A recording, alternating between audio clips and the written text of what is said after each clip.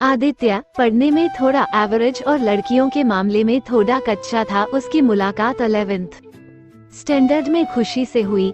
खुशी पढ़ने में अच्छी और अपने फ्यूचर के बारे में बहुत सोचने वाली लड़की थी। धीरे धीरे 11th खत्म होते होते वो अच्छे दोस्त बन गए थे और 12th में आदित्य ने खुशी से अपने प्यार का इजहार कर दिया, लेकिन खुशी ने इनकार करते हुए बड़े प्यार से उसे समझाया कि इससे हम दोनों की जिंदगी खराब हो जाएगी, क्योंकि हम ना ही क्लास में पढ़ाई कर पाएंगे और ना ही घर पर। आदित्य को खुशी की बात थोड़ी बुरी लगी, लेकिन फिर उसे समझ में आ गया कि खुशी सही कह रही है और उससे अपने फ्यूचर और पढ़ाई पर फोकस करना शुरू कर दिया। और अब आदित्य किसी भी लड़की से बात नहीं करता था, यहाँ तक कि खुशी से भी नहीं, क्योंकि उसे लगता था कि वो जब भी खुशी से बात करता है तब उसे अच्छा नहीं लगता था, क्योंकि कुछ दिन पहले तक खुशी उसकी क्रश थी और आज वो उसे रिजेक्ट कर चुकी थी। और आदित्य इन सब बातों को नजरअंदाज करते हुए अपने इंटरमीडिएट की परीक्षा में मेहनत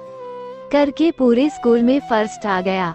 बाद में आदित्य दिल्ली के एक कॉलेज से बीटेक करने लगा और वहाँ भी वो किसी लड़की से बात नहीं करता था, क्योंकि खुशी ने उससे जो भी बातें कही थी कहीं न कहीं उसके दिल में बैठ गई थी। और जब भी उससे लड़की बात करने आती वो मुंह मोड़ लेता। वो धीरे धीरे अपने पढ़ाई में और भी अच्छा होता गया और आखिरी में आते आते वो अपने कॉलेज में भी टॉप 10 की लिस्ट में आ गया और उसे कॉलेज से प्लेसमेंट भी मिल गई और वो जॉब करने फिर से मुंबई चला गया। मुंबई एक बहुत ही बड़ा शहर है, जहाँ एक मोहल्ले के लोग दूसरे मोहल्ले वाले को नहीं जानते हैं। वही जब आदित्य ऑफिस गया तो उसे वहाँ खुशी दिखी, लेकिन अब खुशी के लिए उसके दिल में कोई जगह नहीं थी और इसीलिए वो हर बार खुशी से छिपता रहता।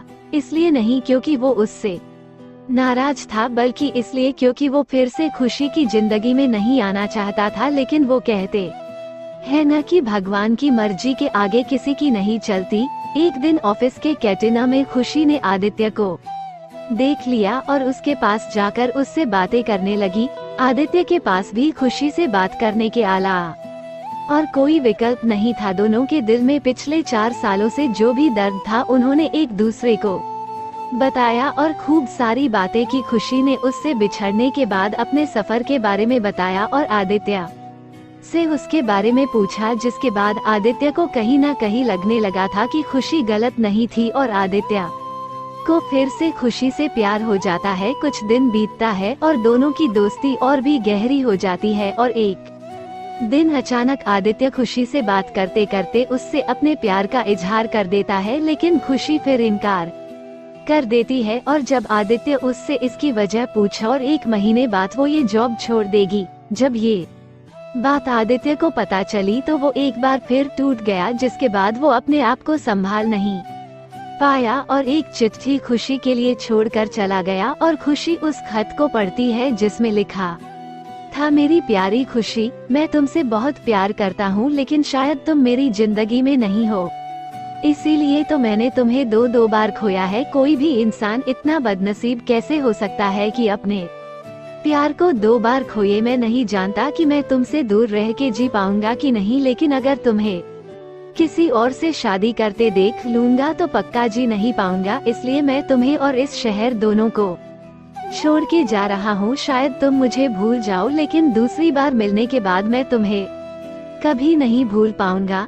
मैं भगवान से प्रार्थना करूंगा कि वो तुम्हें और तुम्हारे होने वाले पति को हमेशा खुश रखे। तुम्हारा प्यार। आदित्य खत पढ़ने के बाद खुशी रोने लगी और आदित्य को बहुत ढूंढा पर वो कहीं भी नहीं मिला। और बाद में खुशी ने अपने परिवार की खुशी के लिए अभिषेक से शादी कर ली, लेकिन खुशी को आज भी ये बात हमेशा सताती रहती है कि आदित्य कहाँ होगा, किस हाल में होगा। यहाँ तक तो उसे ये भी नहीं पता कि आदित्य जिंदा भी है या नहीं।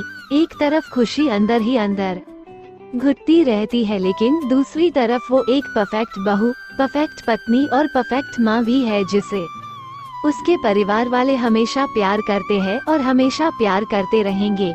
हमें ये तो नहीं पता कि खुशी ने 12th स्टैंडर्ड में या जॉब टाइम पर आदित्य को ठुकरा के गलत किया या सही, लेकिन आदित्य ने ये साबित कर दिया कि वो खुशी से सच्चा प्यार करता था और इस बात का एहसास शायद अब खुशी को भी हो चुका था और इसीलिए शायद आज तक खुशी अपने आप को माफ नहीं कर पाई है।